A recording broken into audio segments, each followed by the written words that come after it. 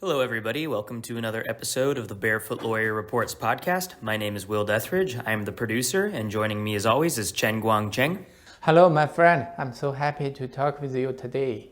Today is a very special time about the mainland China. The Communist Party just ended the party congress. Xi Jinping continue control the power, or in the future, the regime will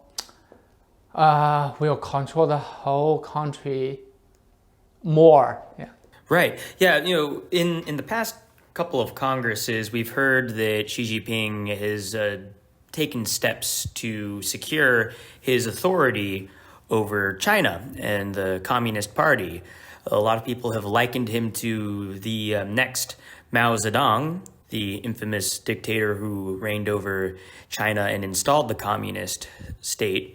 I think it was 2018 when he managed to abolish term limits, which set many to speculate that he was setting himself up to be basically the leader of China for the rest of his life. Is that what you think he's trying to do?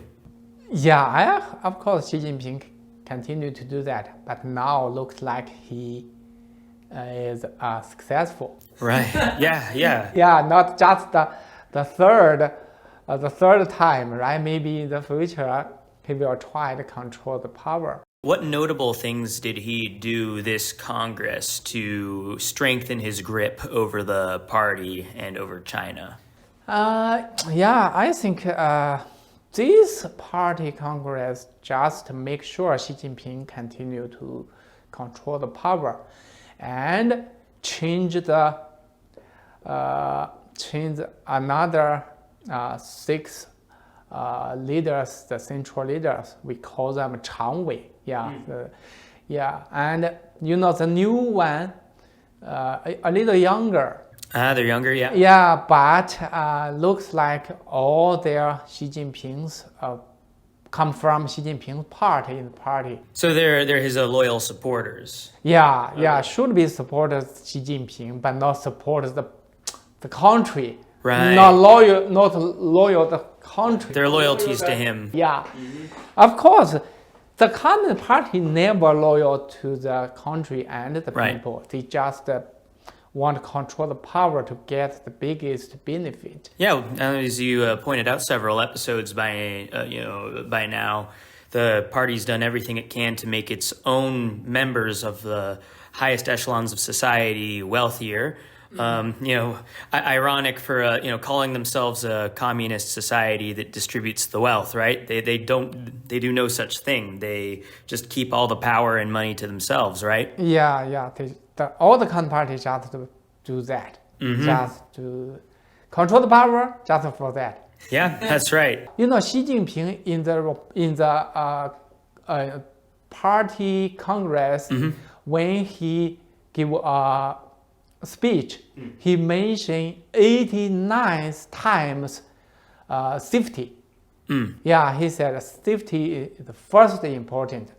The political safety. So he mentioned safety 89 times? Yes. Got it. He said we should think safety outside, safety inside. Safety outside, safety inside, yeah. The party safety, the political safety, the traditional safety, the new safety, like that. Mentioned 89 times. That witness the Communist Party feel very, very dangerous the situation for the party. Right, so it's like trying to secure its own safety. It's aware of threats to communism in general. So So the Communist Party, I think, next step, the Communist Party will continue to prevent anything happen about democracy, about the rule of law, about the human rights, like that. They just, because this very worry, the people will stand up to take back their power. Right. Yeah, so their rights and their power and their rights, right? So I think Xi Jinping will continue to do that. Of course, before Hu Jintao, prepared change the law already. Could you explain who Hu Jintao is again? Hu Jintao, Hu Jintao is the older leader of the Communist Party. Predecessor of Xi Jinping. Before is Hu Jintao, then Xi Jinping, right? Of course, at that, I remember 2010, Hu Jintao started to change the law. Before if the Communist Party ordered the police to kidnap the people, that is illegal. Right. And later, when they kidnapped the attorneys, the Communist Party, the human rights activists and lawyers. When the Communist Party kidnapped the attorneys, the lawyer asked them, okay, you did that, it's illegal. Right. And the Communist Party officials said, okay, now still illegal, but we will change the law. If we have the law, we can do that. Right. That is not illegal. That is follow the law. So then, you can see Hu Jintao changed the law already. So they said, that they can take away anyone in mainland China, and they cannot let the family member and the lawyer know in the half a year, like that. So later, Xi Jinping used that to prosecute the human rights lawyer, as we call it, 709. 709. Yeah. So you're saying that Hu Jintao changed the law. And so that it was legal for, or it could be interpreted as legal to take human rights activists and lawyers. And Xi Jinping used that law to do just that.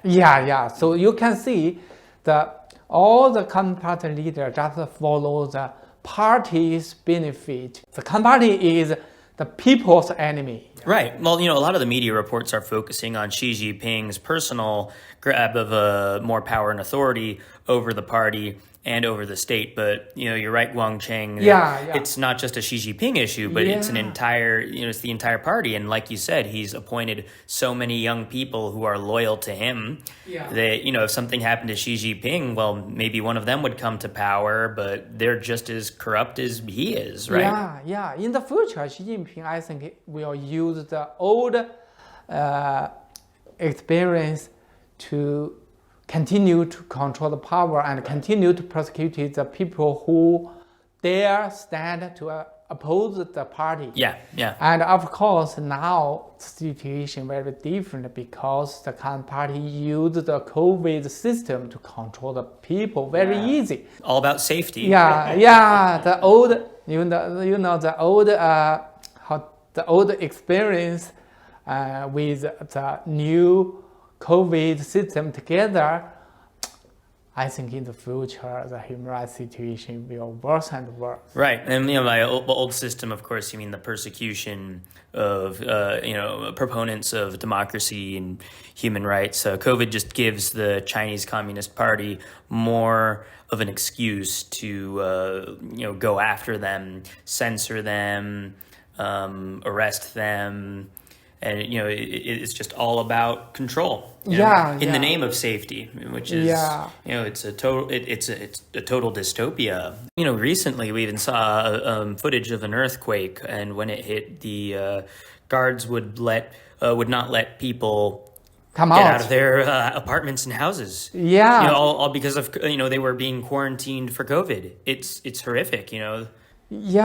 It doesn't seem to be, as much as Xi Jinping and his allies talk about safety, the only safety they really seem concerned with is that of the party and of the totalitarian state. What can people do to stay informed about all these activities going on, and how can we support people under the communist regime? We should share the information to the whole world to let the people know what's happening in mainland China.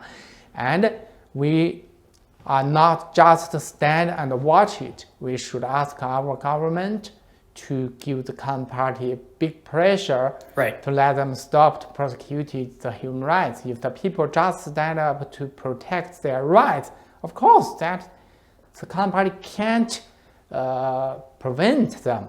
If the party do that, we should find a way to give the Communist Party trouble. We should make sure that companies here in America aren't doing business with, evil companies and family dynasties in China who are using their money to oppress people, right? Yes. The companies from the West just want to get the market in mainland China and work with the counterparty to get the benefit. They ignore human rights, ignore freedom, ignore the Chinese people life better or not better because that. So I think the U.S. can change some law to let the companies understand anything. If they want to get money, they have to think first we should concern the human rights. Then we can get money. If no human rights, why you just we should put restrictions on businesses from dealing with governments and companies in communist China or other countries as well who violate human rights. I think that's a good idea for sure. And for those listening out there, be sure to follow us and all these current events at our website at catholic.edu/CHR. That's our Center for Human Rights website. Be sure to share this podcast. Thank you guys very much for listening to another episode of the Barefoot Lawyer Reports. Thank you, my friend.